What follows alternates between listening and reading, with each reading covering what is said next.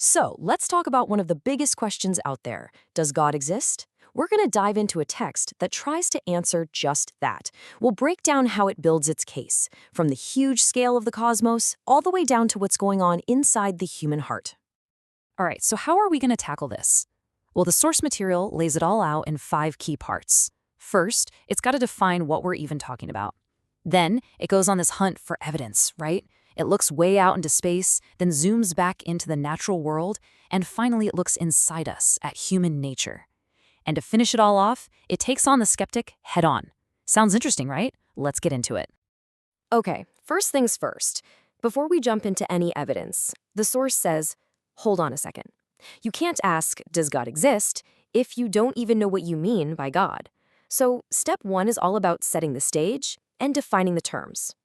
And this is where it gets really interesting. The text basically draws a line in the sand. On one side, you've got what it calls the true God, the creator, eternal, the one who doesn't need anything. But on the other side, false gods. Think man-made idols, things that are limited, that can break or rot. This whole idea, this contrast, is pretty much the foundation for everything else we're going to talk about. To make sure this isn't just some abstract idea, the text tells this really cool story. It's about a young Japanese boy, Shinjiro Nijima. He decides to test his family's idol. He literally buries it and is like, okay, if you're so powerful, get yourself out of this hole. Of course, it just sits there. But get this, a single grain of rice that was stuck to the idol actually sprouted and grew. For this kid, the light bulb went off. This tiny living seed had more power than the statue. It's a perfect little story to drive home the text's main point. You should be looking for a living, powerful God, not some lifeless object. Okay, so now we're moving on to the first big piece of evidence the text presents. And for this one, all it asks us to do is look up at the night sky. The argument starts with the sheer scale and order of the universe itself. And this really boils down to one central question. Can all of this incredible order just be an accident? I mean, you look at the planets, they're in these perfect orbits. Galaxies are spinning. It's like a giant cosmic clock. The text is asking, could something that precise really come from random chance? The old saying, if you find a watch, you assume there's a watchmaker, right? And to give you a sense of just how massive this all is, the text throws out some mind-boggling numbers. Like, think about this. Our sun is so big, you could fit 1.3 million Earths inside it. 1.3 million! And our sun is just a totally average star in a galaxy with billions of them. And there are hundreds of billions of galaxies. Wow. The whole point here is to inspire a sense of awe, to suggest that something this immense must have an equally immense creator. This brings us to a classic story about Isaac Newton that really hammers home this idea of design. Apparently, Newton built this incredible mechanical model of the solar system. An atheist friend of his saw it and asked who made it. Newton, being clever, said, nobody. It just appeared.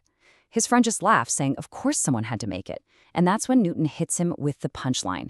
If this little toy model obviously needed a creator, then what about the real thing, the gigantic, real solar system it's based on? So we've gone from the unbelievably huge, and now the argument does a complete 180 and zooms all the way down to the tiniest thing imaginable, the atom. The source claims that this pattern, this design, isn't just out there in space. It points out how an atom, with electrons orbiting a nucleus, looks a heck of a lot like a mini solar system. The implication is pretty clear.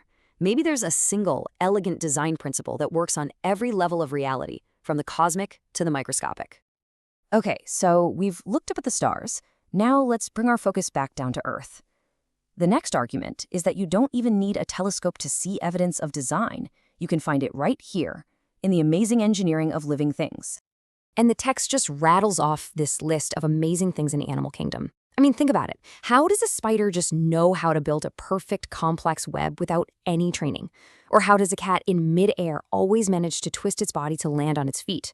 Or maybe the wildest one, how does a salmon find its way back to the exact stream it was born in after years in the ocean? The book presents these things, these instincts, as evidence of some kind of built-in, intelligent design. It also gets into specific features, like something called protective coloration, camouflage. The argument is that it's just too perfect to be an accident. The classic example is the tiger. Its stripes aren't just for show. They blend in perfectly with the shadows and tall grass, making it an incredible ambush hunter. It's like it was designed for its environment.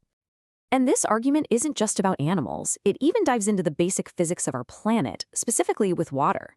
Here's a cool fact. Almost everything gets denser, it shrinks when it gets colder, but not water.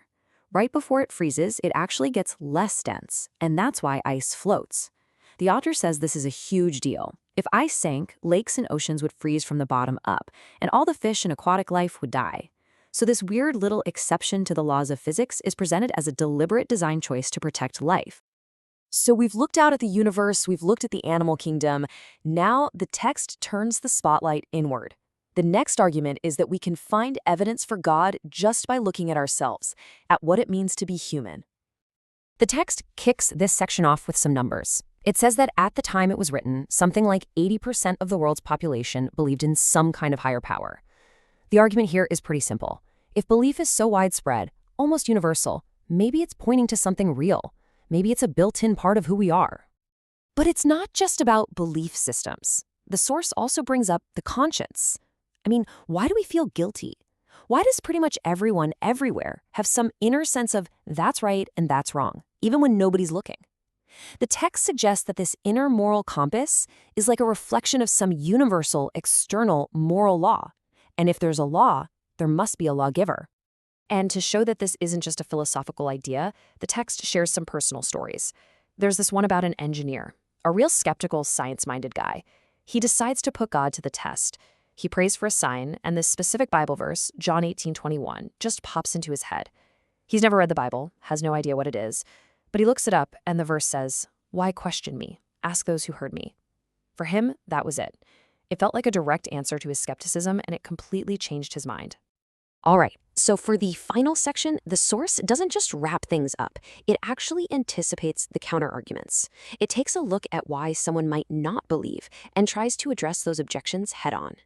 So what it does first is try to categorize different kinds of skeptics. It comes up with these 5 labels, and just to be clear, these are the text's own categories. You've got the fashionable atheist who thinks it's cool not to believe, the self-deceiving atheist who the text says is just trying to avoid moral rules, all the way to the rational atheist who the author thinks is at least open to being convinced by evidence. Now, to push back against the idea that if you can't see it, it doesn't exist, the text tells this little story. It's about an old woman debating 3 doctors. The first is an astronomer who says he's looked through his telescope and never seen God. Her response is simple. Can your telescope see the wind? The point being, we believe in plenty of things we can't see, just by their effects. Next up is the physician. He says he's done countless surgeries and never once found a soul. So she asks him, well, can your scalpel find the love you have for your wife in your body? It's a clever way to argue that some of the most important things in life, like love or consciousness, aren't physical things you can just cut out and put on a scale. And her last target is an ethicist who says he's read all the great philosophy books and none of them mention a final judgment. She just holds up a Bible and asks him, okay, but have you read this one? Her point is that you can't really dismiss a claim if you haven't bothered to check out its primary source. So when you step back and look at the whole thing, you realize the text isn't trying to give you a single, airtight mathematical proof. That's not the goal. Instead, it's building a cumulative case. It's weaving together clues from all over the place, from the cosmos, from nature, from our own minds, and it's asking you to look at all of it together and see if it paints a convincing picture. And that really leaves us with a big question to chew on, doesn't it? This whole text we've been looking at uses analogies, personal stories, and a sense of wonder as its evidence. It makes you stop and think, when we're talking about the biggest questions in life, about meaning and purpose and existence, what do we even accept as proof? What does it take to convince you, one way or the other?